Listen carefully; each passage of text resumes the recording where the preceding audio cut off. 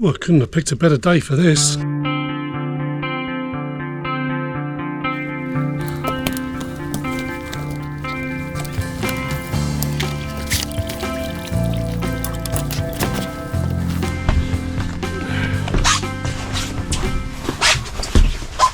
Okay. Right, there we go, we're inside. It's all looking kind of dry. It's all the creepy crawlies I'm worried about.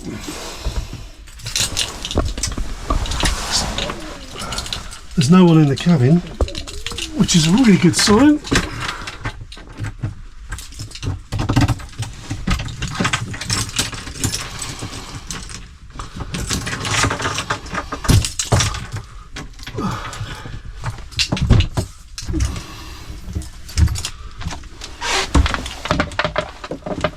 No. Tie that around. In we go. There we are.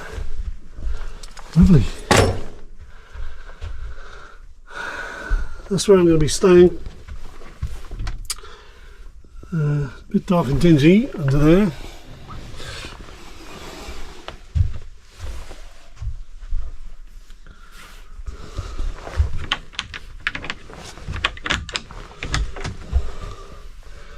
No one in the toilet.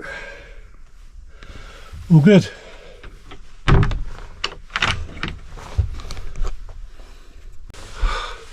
Right, so I'm back on my boat again. Some of you may have seen one of my old videos where I was on the boat, and it was quite a windy day, and the ropes or the warps were making some really bad creaking sounds, and it was all a bit airy. But it's really calm at the moment. So, but as the tide goes in and out up this river, we do get a bit of creaking, so hopefully that won't be too distracting. But I decided to come down on the boat and have a bit of a camp. I've been watching I've got loads and loads of stuff going on this week, loads of work. I've got a new clutch to be put on my car. It's going to cost me 600 odd quid. I've got to work like mad to pay for it. So it was all stressing me out. So I was sitting down watching some videos yesterday and today about wild camping and having a bit of fun, and I just thought, you know what, I've got a boat I can go and camp on, let's go and do that. So I'm camping here tonight, and I thought we can talk some prepping, a few thoughts on that, and a few thoughts that perhaps I haven't talked about on some other videos. So I'm going to go and get some more stuff from the car. I've got loads of stuff with me, and I'm going to cook a meal and everything else, and I'll be back in a bit. So I got this boat a little while ago, a few years back now. It's been moored on a river. It's fairly cheap, but it's a great little bug out location, and got some stuff stored on here as well. And I had a text today saying that there's a power cut down at the club. This is a club I belong to, and I thought it's an ideal opportunity to come down, test out some gear, so cook some stuff off grid or on a gas stove. I've also got a paraffin stove on the boat in the galley, so I thought great opportunity just to come down and talk about some prepping and just get outdoors. I've got a lot of work coming up soon, and rather than let it get me down, I just thought, you know what, I'm just going to get outdoors and enjoy myself for a little bit, have a bit of fun and experience the elements. It's now absolutely tipping it down, which is great, which is why I've still got the sport cover on, so I can't sit up on deck, but we'll go through to the cabin and get set up. So I've got tons of gear in here. Here's all the gear. I filled the car up. So it's not really a kind of a bare bones camping trip as such. I've got a sleeping bag, I've got a full-on, not a duvet, but I've got a blanket. Oh, there's a pillow down here, brilliant. And I've got some cushions and stuff. I'll be sleeping under there, which is the one of the berths. This berth here has a board that goes across, which can you can sleep on, and it turns into a double bed. It sticks out a little bit just past the galley, but I'm 6'2" and it's too small for me. Even if I curl up a bit, my feet are still hanging over the edge. It's really uncomfortable. And this piece down here, the steps are in the way, and I can't sleep along there either, so I will be going underneath. But the good thing is, apparently the power is kind of intermittent, so I thought, well, I'll work with torch lighting. I have got some lights. As you can see around here, I've got these lights here, and they all run off the DC battery. I've got two batteries, and I've got a 50-watt solar panel up on deck, which you can see there, and that's been in place for some time. I brought a multimeter down with me, so we'll see if that's got enough charge, and if it has, then I'll probably put some DC lighting on and hope that it just charges up afterwards. But ideally I want the battery topped up enough so that I can use it to start the engine and go out, because I haven't taken it out this year. The boat's in the right state. There's loads of green algae all over it, which does need a good clean up, but it comes up trumps once you get some scrubbing brush and a bit of a light jet wash on it. So in the meantime, what I'm going to be doing is I'm going to be cooking some food, as I say, on the stove. I've got a stove here. This is a paraffin stove here.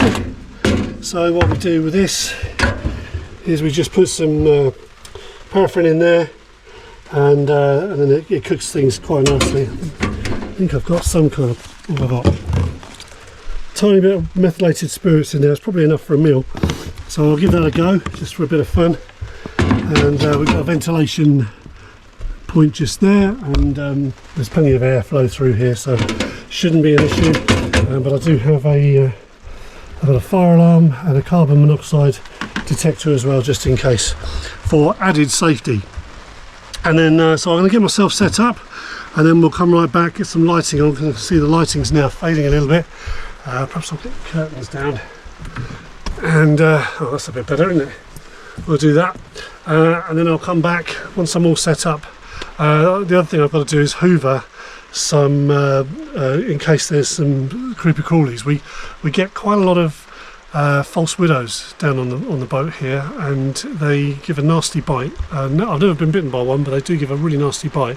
They're not deadly poisonous, but it can kill all your skin around the bite. Anyway, it's horrible. I don't want to be sleeping among them. So I know they're in here. They know I'm in here, guarantee it. So I brought, because there's been a power cut, and I can't be asked to rig up the shore power, which is a little bit way up the pontoon there, at risk of slipping off the pontoon. So I brought a handheld hoover, and I'm going to use that just to hoover the bed area, just make sure there's nothing too creepy crawly in there, and then we'll just risk it for a biscuit for the rest of the night. So as I say, I'll get set up, and I might have a quick snack because I'm starving, and then we'll get talking prepping. Right, so I've opened up some curtains here. I think we've got a bit more light coming in, but it's still gradually getting dark. It's about what time is it now? Time's 6:30. So 6:30 in the UK. Got sundown probably about 8, half 8. And so we'll start to get progressively darker, so I'm going to think about what I need to do for lighting, but I've got loads of battery lighting with me. Time to open up an alcohol-free cider. These ones are from Aldi, sort of pretty fruity, but not too sugary, so I like those. I didn't bring a bottle opener with me. I think there's one down on the boat somewhere. There's loads of stuff down on here.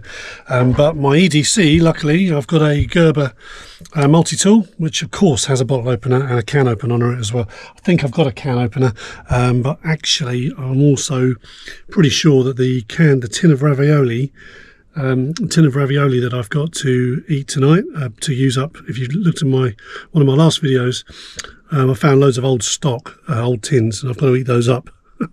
So I brought one of those down with me, and a ropey old tin of mandarin segments as well. But I think they've got the ring pull on it, so I don't need a tin opener. But I think I've got a couple down here anyway. So we'll have that, and then we'll get chatting. Right, so I've had my pork pie, so I'm a lot less angry now. I was working myself up into a bit of a stupor earlier, because I thought, well, I'll wait so that I can cook and actually eat the meal I'm going to cook. But I had to have something in the interim, and I was just going to go mad. And I've had a nice sip of my cider, my alcohol-free cider, which is very nice.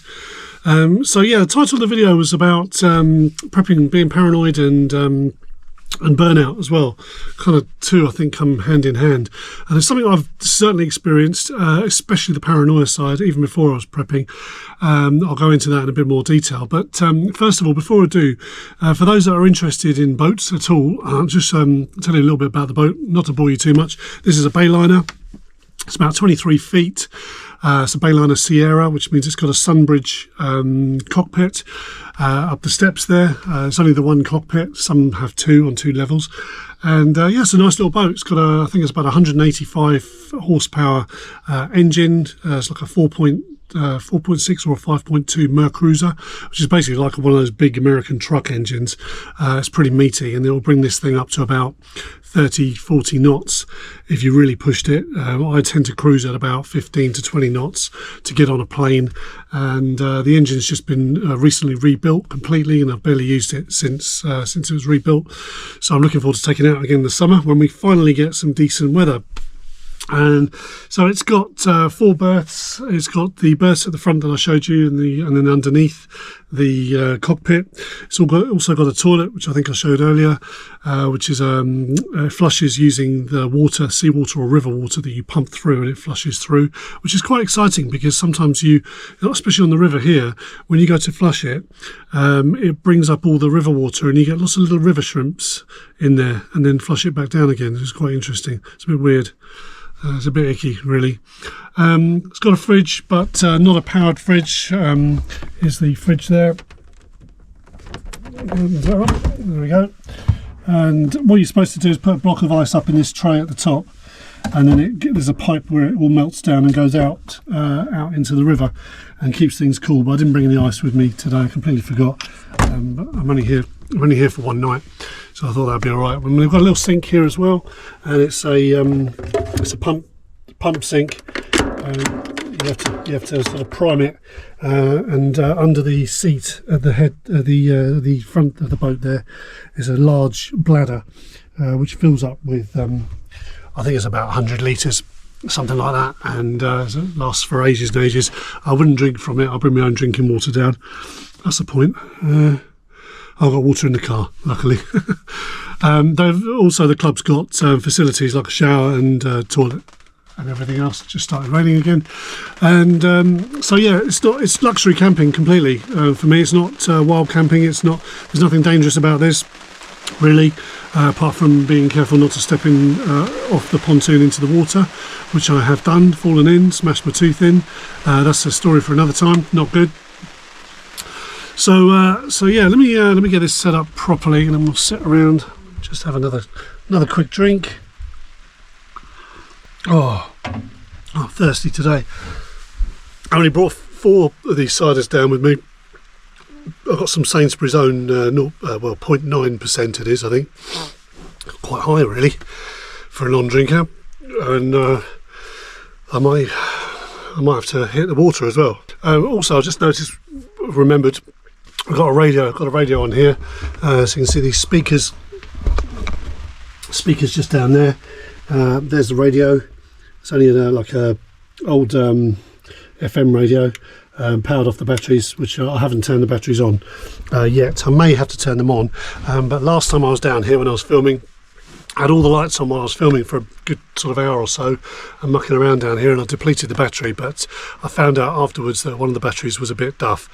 So now I've got a decent solar panel, a proper charge controller, and a battery bank of 2 batteries wired in parallel, which is hopefully it's got a bit more oomph behind it. So yeah, I'm just going to put the camera on something a bit more permanent, so I don't have to keep holding it, and then we'll get to the point, eh? Oh, that's a better setup. Let's pour a Sainsbury's cider.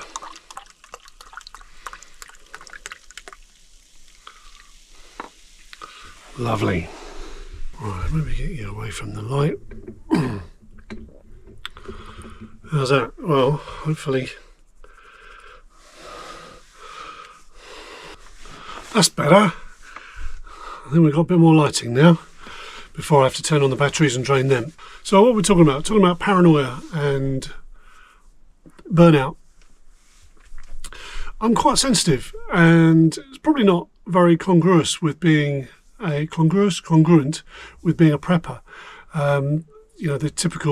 I imagine the typical perception of a prepper is some hard nut, maybe ex-military, ex-police, which I'm none of, not professionally trained in any way at all.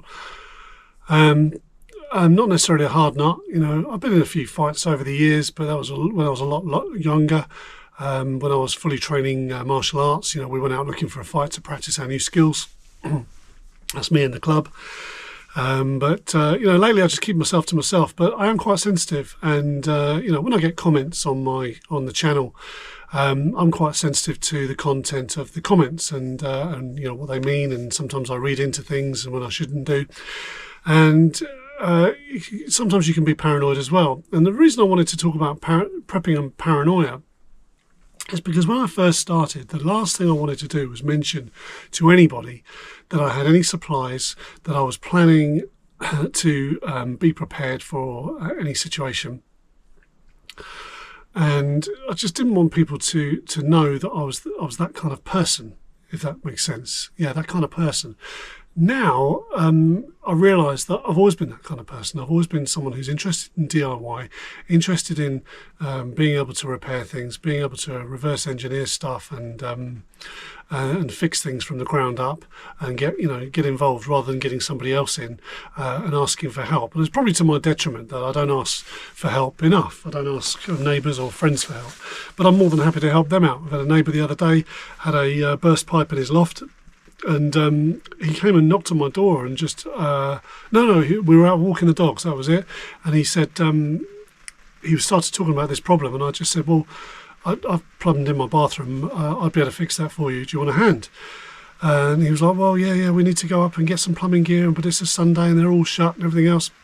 So luckily I got quite a plumbing arsenal of tools and equipment and pipes and various joints and things like that, and I was able to go down there and we were able to sort it all out, and I had all the parts necessary and he didn't have to go to a shop, and it literally cost me pence. I didn't ask him for anything and I didn't want anything in return, but it was just it meant that I made a really great connection with that neighbour, and I'm sure he'll look out for me if all went to pot. So yeah, lately, and certainly whilst I've been doing this channel, I've realised that is it really prepping that I'm doing?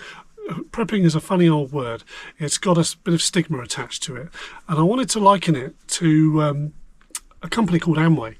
Now, I was involved in a company called Amway, and you American folk will probably know what I'm talking about. And it's a network marketing business, and it was all very, very grand and exciting at the time.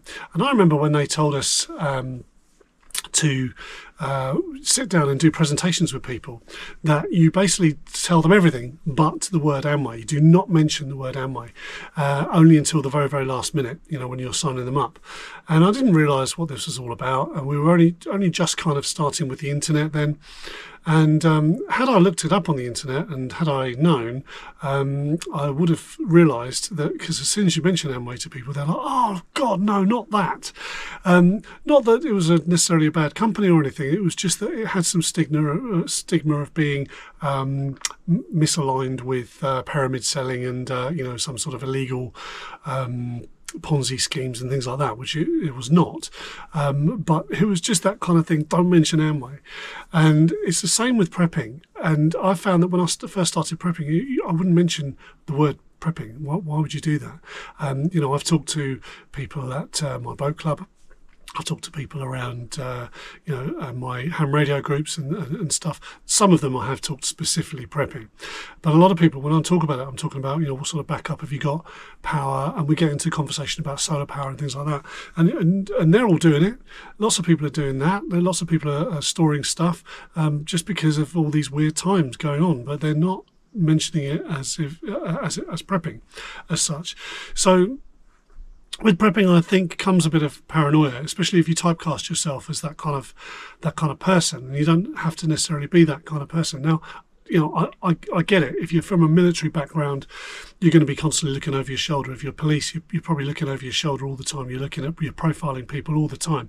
And I did get into that sort of mentality for a while, where I was just constantly looking at everybody with suspicion, and eats into you mentally, and it's a fine line. With paranoia comes degraded mental health, I think, and it affected me quite a lot. And so what I've found since is that there's a whole life out there to be enjoyed. It might look like the world's absolutely going to shit tomorrow, but it's not.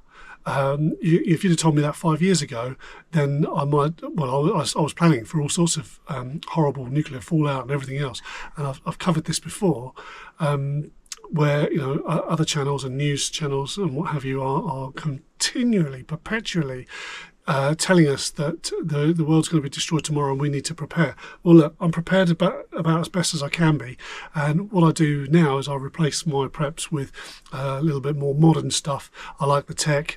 I look at ways of backing up that tech if the grid was to go down and things like that. But I've started to, much more recently of late, realise that there is a whole life out there to be lived. And if you're constantly looking over your shoulder for that nuclear bomb, you're not going to live your life.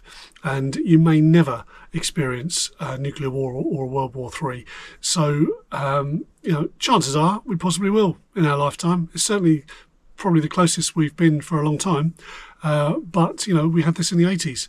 We thought the bombs were going to drop, and they built masses of nuclear bunkers. I was just watching a documentary on YouTube earlier today about all the nuclear bunkers that are now just filled with water where the rain has seeped in, and they're just abandoned. So the government's clearly not worried about it. So I think they know that there's all this fear mongering going on. I think they know that nothing's really gonna kick off. Keep your eye on it, but don't obsess over it. I have done, and it can wreck your life, temporarily and maybe even long term as well. And I'm not about that anymore. So call me a prepper, call me not a prepper, not a real prepper. I don't care. It doesn't matter to me. As far as I'm concerned, I've got food storage, I've got my water storage, I've got ways and means of, purifying water. I've got all kinds of shelter and off-grid comms and that kind of stuff. So I'm pretty prepared for most eventualities, and but I also enjoy it. So I treat it like a hobby. I treat it like a serious hobby. It's one of my main hobbies, because a lot of my other hobbies tie into that. I go fishing regularly. I've got my own little boat, whereas I could, if there was no food, I could go out. I live near the coast, luckily for me, so I can go out in my little boat. I can go fishing. I know what I'm doing, and I could probably get a really hefty haul of fish that would last for ages. I've got a free just freezer that I could run off my solar, because I've built up 2 big solar systems. So yeah, I'm pretty well prepared.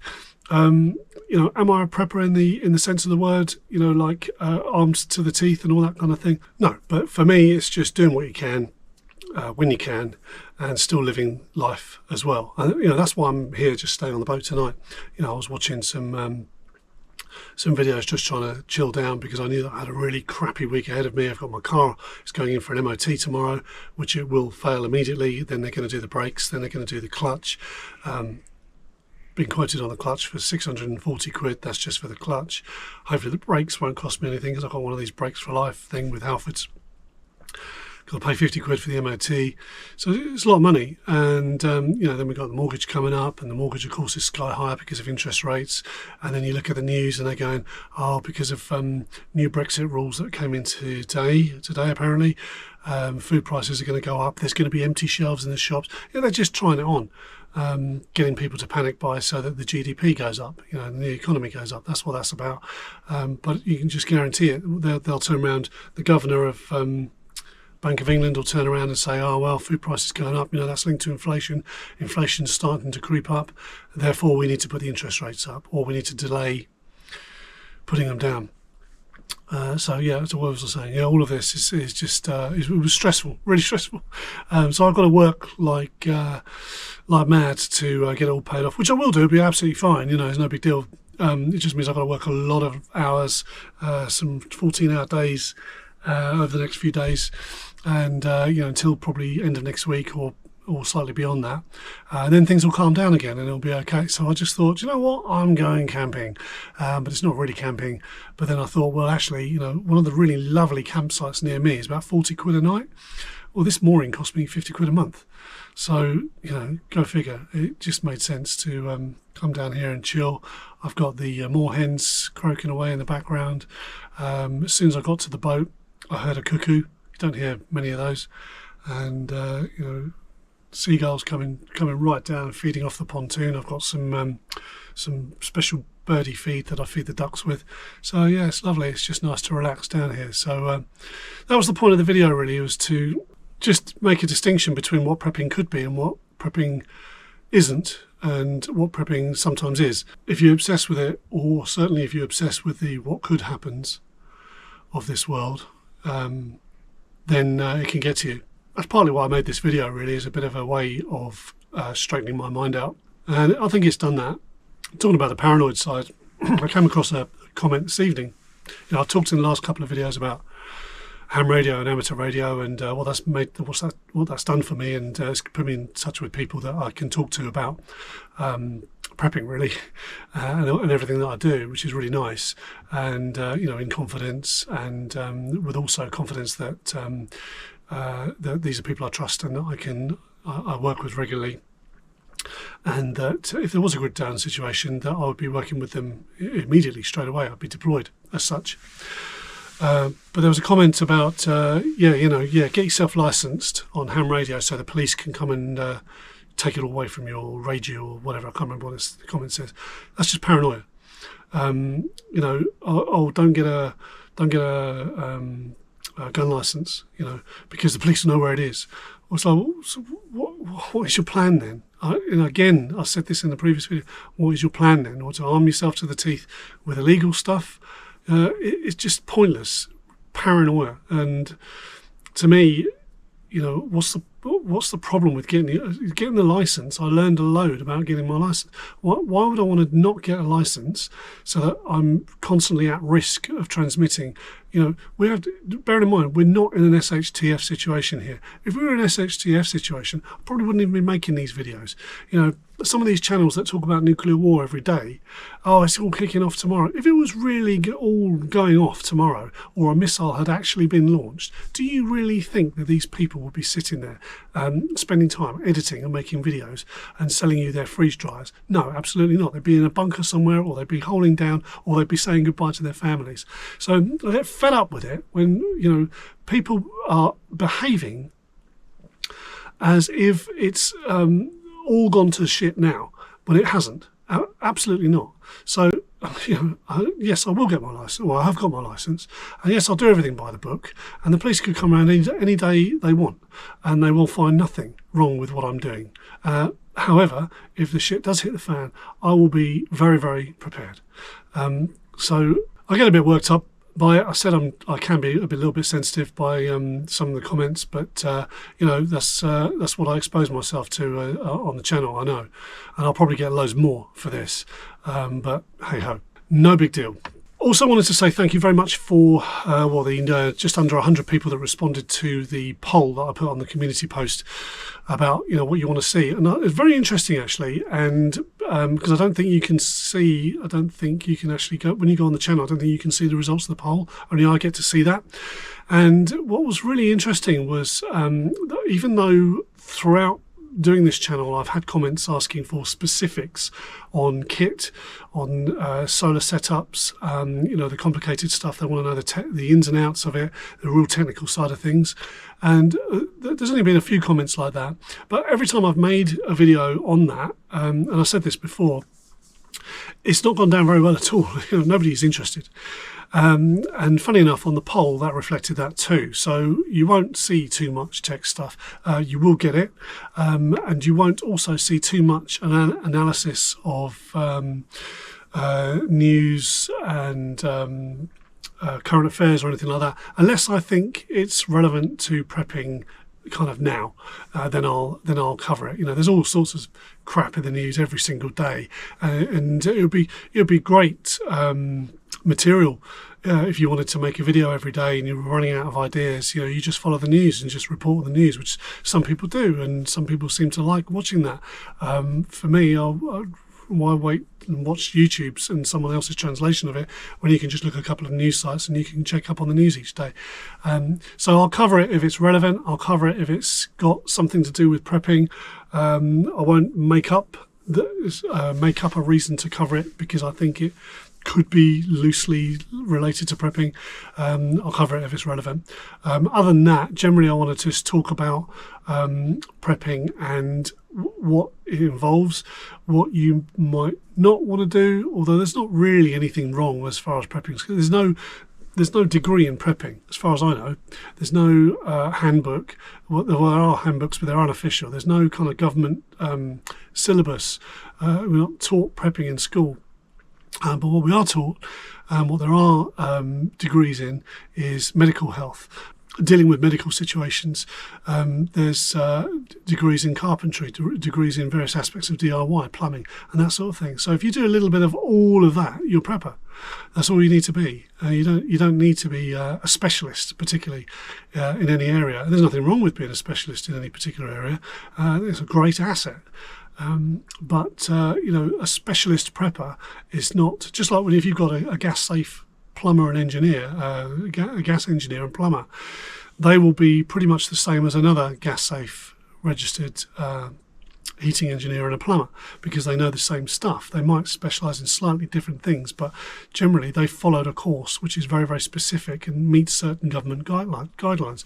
You get two preppers together, they'll be wildly different, and that's because they're making it up as they go along, as I am. And you get ideas and you think, well, that's a good idea, or that's not a good idea, and you follow along and you make it your own, and you make it fit around your own life and your own needs, which is why I've covered this before in previous videos when I say, if you look at your own daily routine and you look at what is happening in your own life, and my life's completely different to someone who's perhaps living in the city or who's living on a working farm, utterly different, and the preps would be completely different accordingly. So there's no right or wrong to prepping.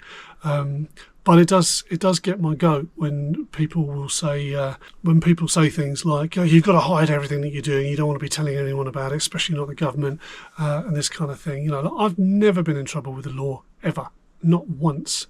I've had a speeding fine, that's it, and I'm 53 now. So have I ever broken the law? Probably. Can I admit that on a YouTube channel? I don't know. But I mind my own business. It just reminds me of a quote in the film Primer, where he says, I don't know what's worse, being paranoid or knowing you should be. And that to me is the essence of paranoia. It's a mindset, and it spills over into everything. Anyway, I've got some other stuff I want to chat about, but I'll probably leave it for another video now, because this video is not about camping on a boat, even though that's what I'm doing. Maybe I'll do a separate video on that when I do this again, because this is fun so far. It's nice and tranquil. Also, anyone who's thinking, look, he's always going on about, get involved with the comments, and there's a wealth of information in the comments and that sort of thing. And I always encourage comments, and I always try to reply. And then you might be thinking, but then he doesn't like the comments. It's like, it's okay. But when the comments don't make any sense, or when they're abusive, then it does get to me. And so all I'm doing is just bringing it up. It's my channel. I'll talk about what I want. And people who make those kind of comments probably still think they're right, and that's fine. You probably are right for your situation, and I'm right for my situation. There's no perfect prepper. So I'm going to leave it there, because I can hear a little bit of activity around on the pontoon. I don't want someone to come knocking on the boat when I'm mid-conversation. So I'm going to cook up some dinner, I think, and get my bed set up. I'm going to hoover out the false widow spiders. Hopefully not get bitten in the night. And very quickly, if you're watching this channel for the first time and thinking, what on earth is this guy on about? Well, this is the kind of thing I'm going to be doing. I'm going to be talking about prepping, just general stuff, just general ideas about being prepared for various situations. And it might also be involved doing some camping, certainly some wild camping. I've been asked not to do any stealth camping, although I've even watched some videos of that and it looks hilarious, but that's not really my bag. I'm going to keep the channel, that could be for a different channel, but I'll keep the channel based on prepping, don't you worry. So if you do like that kind of stuff, then please subscribe to the channel, and I look forward to your comments too. In the meantime, thanks very much for watching, and stay prepared.